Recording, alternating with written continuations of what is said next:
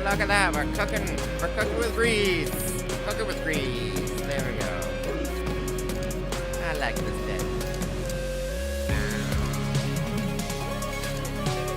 All right, let's just get this going, shall we?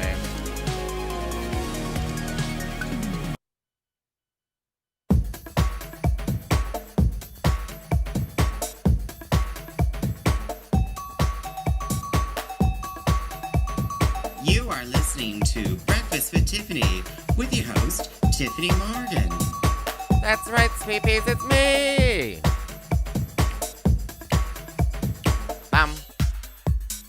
Bum. Well, hello there, my little sweet peas and my little love muffins from all around the big blue world. This is your hostess, Miss Tyffanie Morgan, calling to you live from Kingston, Ontario, Canada, the home of limestone and the home to me, Miss Tyffanie Morgan.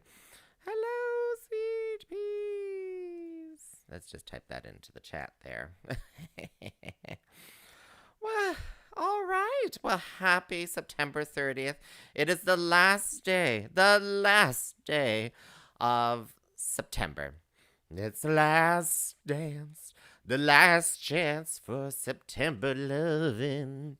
Yes, it's my last chance for romance in September tonight. Wait, what is that other song? The fire, Earth, Wind, and Fire there. Back in September, the summer night, something or other. I'm not too sure what it is right now. But hello, sweet peas. Hello, sweet peas. So, what did I want to talk about today? Well, I did write it up somewhere, and and I totally, of course, forgot that. But let's just take a look. See here. Okay, there we go. All right. So, what do we want to talk about?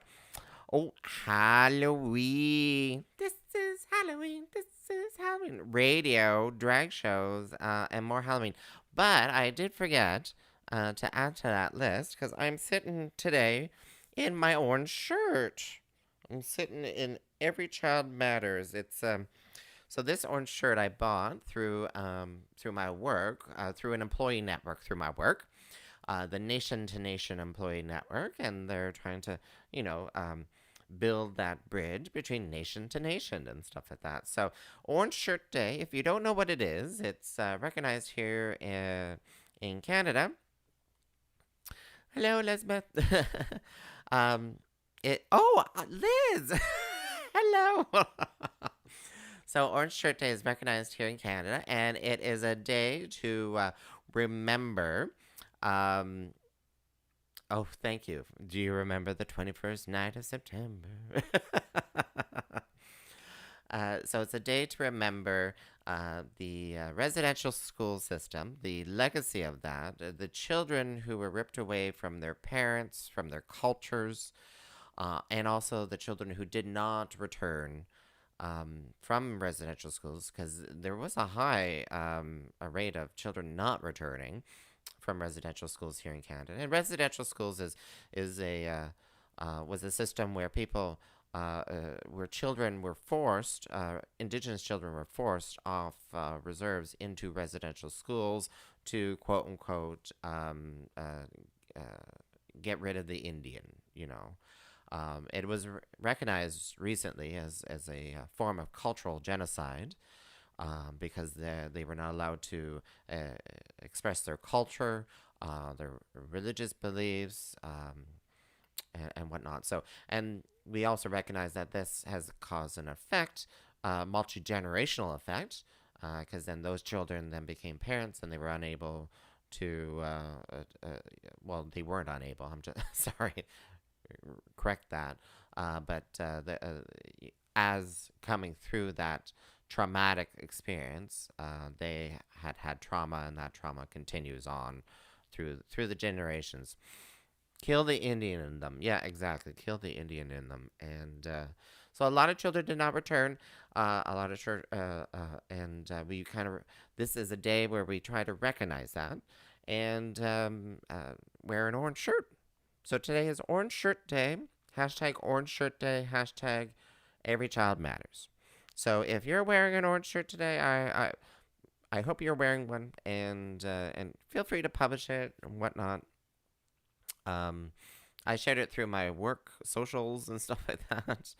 Uh, and uh, and I know Kingston Pride were thinking about doing one up there too. So, um, because it's really important. What's important is reconciliation, recognizing first, acknowledging that this has happened, and which is part of the reconciliation process, and moving forward, and what we can do to address these, and yeah, this whole reconciliation is going to be a generational thing too. It's not going to be it's not going to be done in my generation.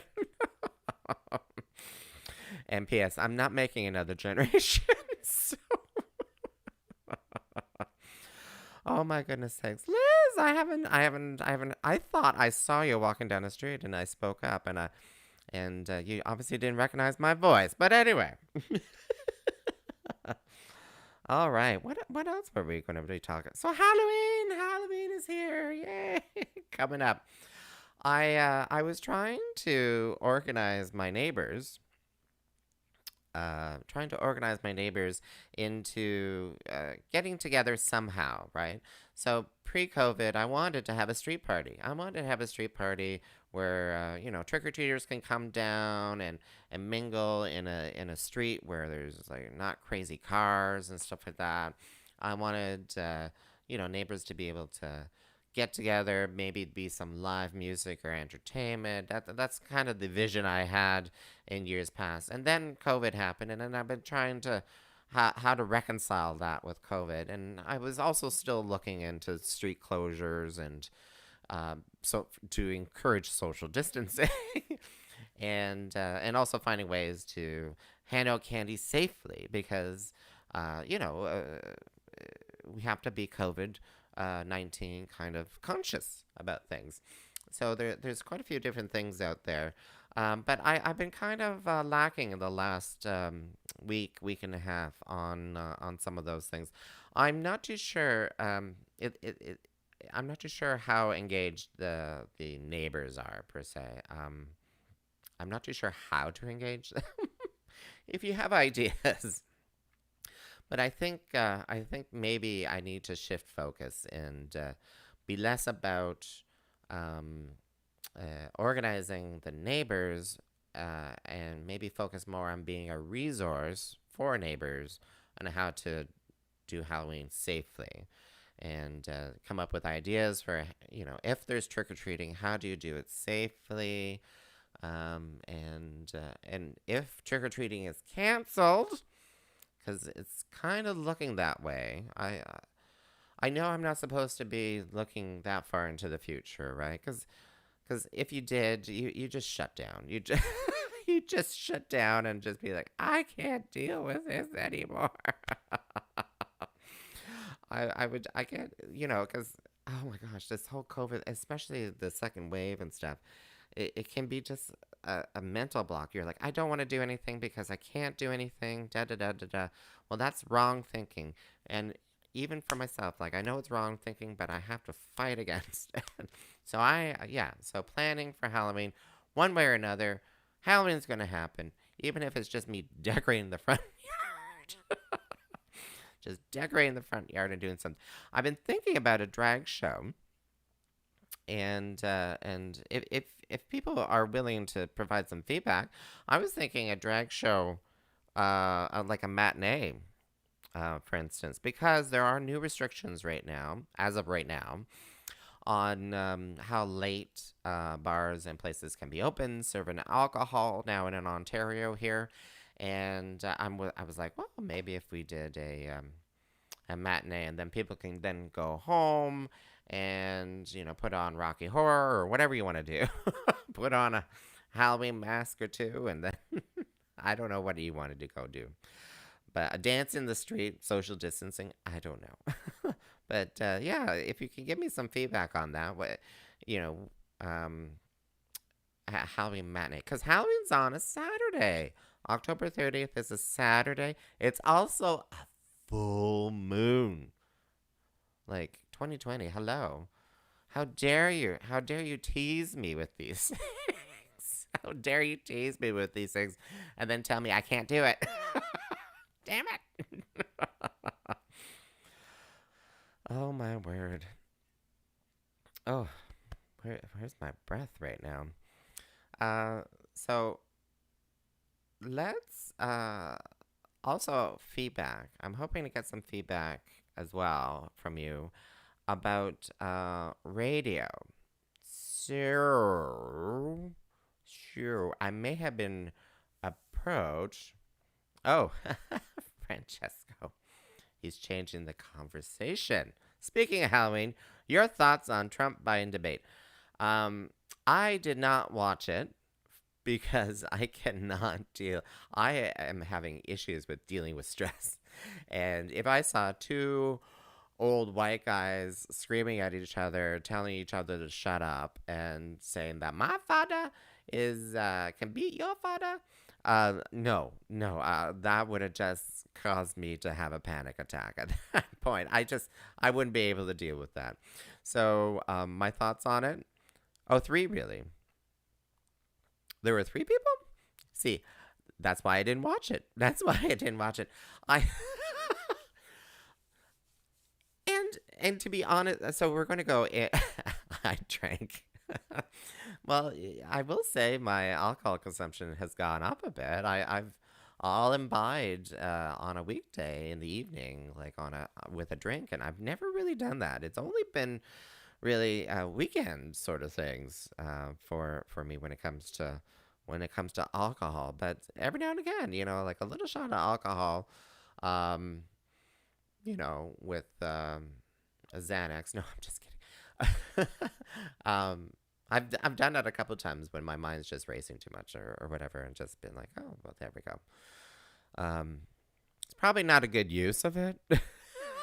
Anyone out there who's like, that's probably not that's called self medication. But guess what? It's the COVID times. But no, no, I did, and I'm not too like. It's always a debate in my own mind whether or not I should be keeping up with American politics, really, right? Because in my mind, I'm Canadian. That's America. Whatever. But it does spill over because we do share the largest border ever, and a lot of that spills over for a couple of different reasons. One, like the culture, we share very similar cultures, and we do get a lot of the media coming in from the States into Canada. So that influences our culture as well, and you can see that cultural influence all over the place. And in one industry which I used to work in the mobile phone business and stuff like that, people were always comparing to the American plans and the American services and stuff like that for their mobile cellular services, and you're like, well, we can't. It's apples and oranges, right? You're comparing the two, which really weren't really that comparable. Due to various different marketing things and infrastructure and whatnot. So, yeah, I know that from my personal experiences, but also there's a lot of anecdotal evidence too that there are lobbyists kind of groups as well trying to influence Canadian politics and whatnot, and policy. Um, throughout Canada. So yeah. So I'm like a little bit of this, a little bit of that. I'm like, it's America. I want to focus on Canada. But yeah, you do have to recognize that. All right, see you, Liz. Bye bye. I'll scream louder next time. um, but let's get into radio. Let's get into radio. Uh, so years ago, Breakfast with Tiffany. This this was a true podcast back in the day when podcasting was a thing. It still is a thing, although it's kind of changed. When it first became a thing, in the early 2000s, mid 2000s, was it mid 2000s? Anyway, um, it was suddenly a new technology, and podcasting came about because of the iPod. Because of the iPod, you could download music and listen to it and stuff like that. Also, other MP3 devices. But then it really spun on because of the RSS technology, web technology to subscribe and download and stuff. And then iTunes built that in, and you can do that with iPod, right? You can subscribe to, oh, I want to listen to Breakfast with Tiffany, which is every week or something. Download it, listen to it, continue on. Anyway, that's called podcasting. At the beginning, it was a lot of just entrepreneurs, people just living out of their, apartments and out of their basements and stuff. They just buy a little bit of. Wow, the rain is coming down hard now. Where the sun was there just 10 minutes ago. uh, where was I going with that? Yeah, and I jumped on board. So I found out that there was a lot of these drag queens in the States who were doing podcasts. They had funny programs, great programs. And I was like, hey, I'm jumping on board. So it is official. I was, and I guess maybe still today, the first podcasting drag queen in Canada. The first podcast. And I had Breakfast with Tiffany. And it was just a diatribe. I was just like, anyway. So doing that for a couple of years, and then I jumped on board to CFRC, 101.9 FM here in Kingston, which is the campus and community radio station, and I started doing some radio programming then, and then after a while, I was like, okay, I want to focus on my career. I have to. There's different priorities going into the radio, you would go physically into the radio station, do the spoken word, and this is spoken word, me just chatting with ya. It's called spoken word programming. It's important. It's important part of the license of the campus and community radio licensing. Anyway, so where was I going with that? Anyway, so I stepped away. I stepped away from the podcasting. I stepped away from the radio. And then, and now because of COVID, I kind of got back into the radio, but back into the podcasting. But this being live and being able to chat with people and stuff, I thought that was kind of fun. I still think it's kind of fun, although technology fails me every now and again. It's just, it just fails, just completely fails. So, but I was reached out again by CFRC. I hope this isn't. This isn't private information. I'm like, is this private information? And because they want me to provide Breakfast with Tiffany for radio consumption. And I haven't given my answer yet. I'm interested in knowing your thoughts on it. Would you like to see Breakfast with Tiffany on the radio as well as online? And they also offered that, you can download it from their website because they've really they've really embraced the whole podcasting idea too with CFRC 101.9 FM. And so that means, though, I would have to change a few things. So it would be strictly audio, like the whole visual idea where I'm sharing photos of my garden and stuff may not necessarily lend well for radio. It also means I have to think about the programming maybe more than half an hour before the actual program. Start. So it's a bit of a time commitment for me. It's more than just a time commitment. It's a commitment. I'm sure during second phase lockdown sort of thing, it'll be great. So what are your thoughts? Fran, are you still on there?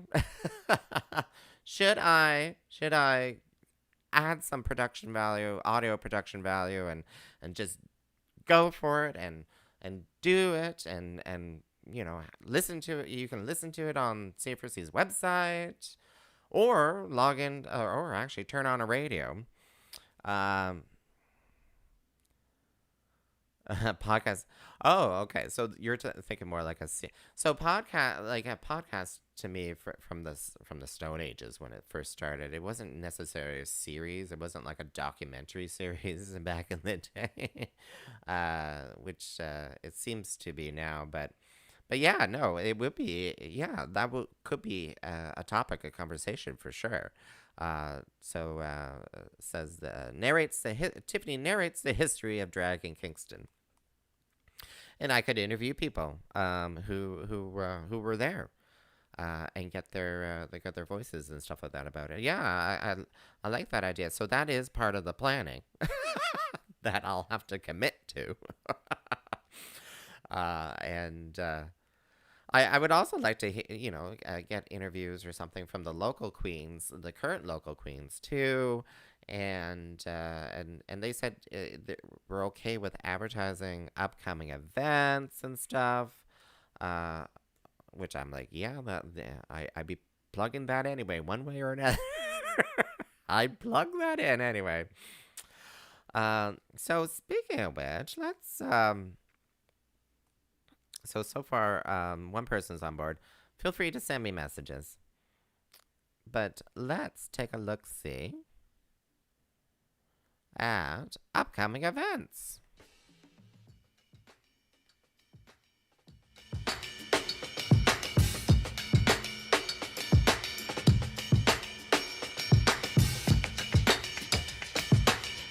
All right, upcoming events in and around Kingston here. So you may have noticed immediately, Dinner and Drag is tomorrow. That's right, tomorrow. So Thursday, October 1st. That's tomorrow. So the pre-assigned tickets have been sold out.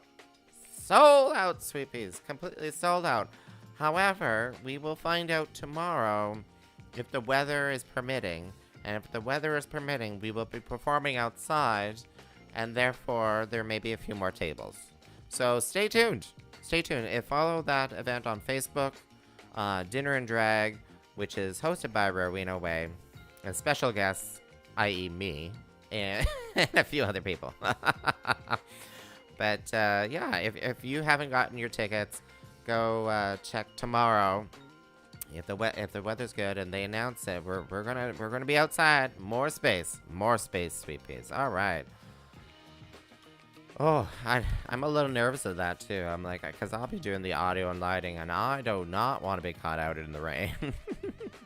She left her cake out in the rain. So what else is going on? So today at 1 o'clock we have C4C Radio Pandemic.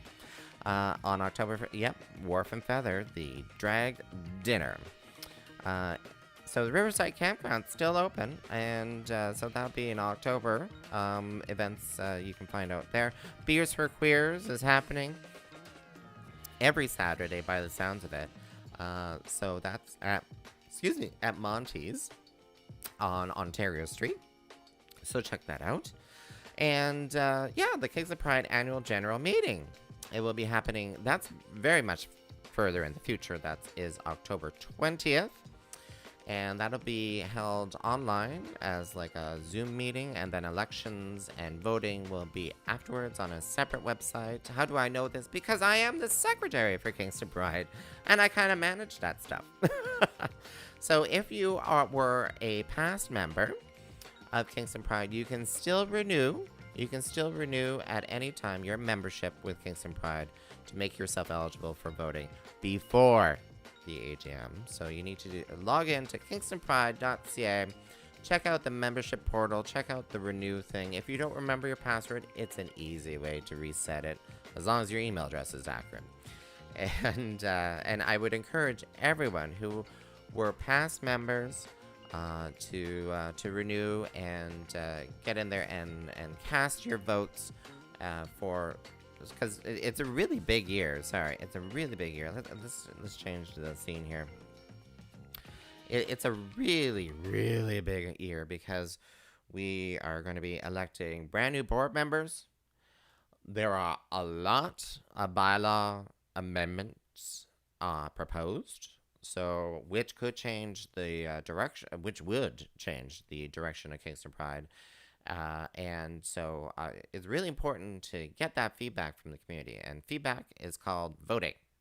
So renew your membership. It's only $10. And you can do that through a credit card. If you can't, maybe email the secretary at admin@kingstonpride.ca. I'm sure that secretary will figure out other ways you can help to connect if you can't do the credit card payment online. Anyway, let's go into the garden, shall we? Fran, I'm not too sure how your garden's doing, but this is my garden.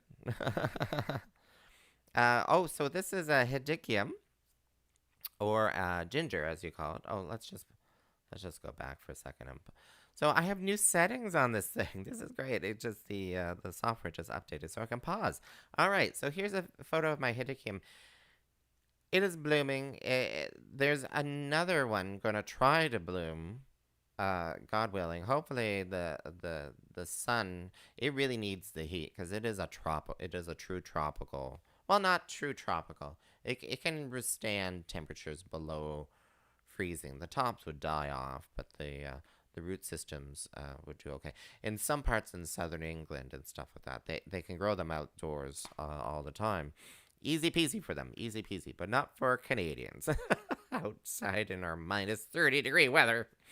But look at the size of that. It's just insane. So this is very closely related to the ginger that we all eat, although the roots are much bigger than the gingers that we all eat. And the plants are too, because I've grown ginger. It tends to be a little shorter plant. But look at the size of that. These things are like, these flower spikes are just like foot long. It's insane. And bees are not attracted to them. Hornets are. Oh my God, look at the time. I'm running out of time here. Hornets are attracted to them because of, I guess it's just sweet.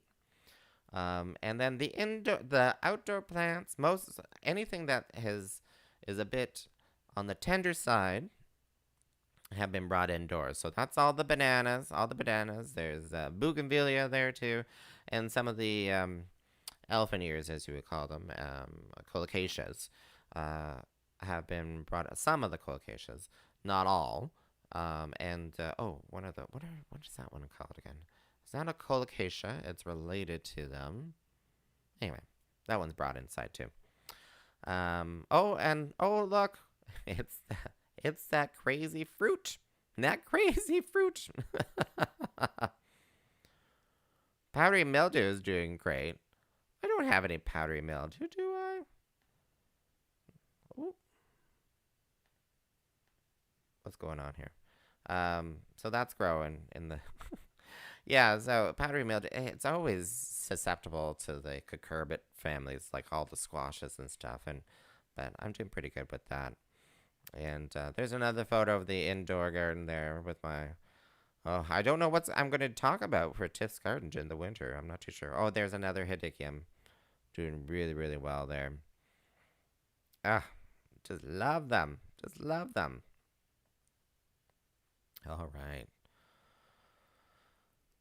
Because it is the fall, so a lot of the funguses, the molds and stuff are out there in full swing. The colocaceas, most the other ones that I bring in dry, so I can store them kind of like canna lilies, where you dry them up, the tops are cut off. You dry the roots. It's kind of like a little tuber for the colocacia, just like the canna lilies, and then you can put them into paper bags and then put them in a cool place over winter, and then you can pot them up in the springtime, and it just saves a lot of space. So if you are a tropical plant person, that's a really great option where you can, not keep things growing over the winter, because things growing over the winter are susceptible to so many different bugs. So like spider mite is so prevalent in the winter months because they love dry conditions. And guess what? Central air in the winter, dry, dry, dry. So they just love it. So if you can store these things without them actively growing, that's great. That's great. Do it. Do it. Although I will say my bananas are pretty resilient to spider mite. So that's why I love them. Oh, 12:31. I got to get going. So that's another thing too about the radio. I'll have time restrictions. I'll have time restrictions. Anyway, sweet peas, have I forgotten anything? Have I talked about Halloween, Halloween, Halloween, Halloween? Oh, drag shows coming up. Um, yeah. Yeah. What else can I say? I can't really say anything else. But other than that, it's been such great time we spent together. I'm never gonna watch a presidential debate. It may cost a heart attack. And even the vice presidents can just watch themselves. I don't know where that song came from. I dedicate that to you.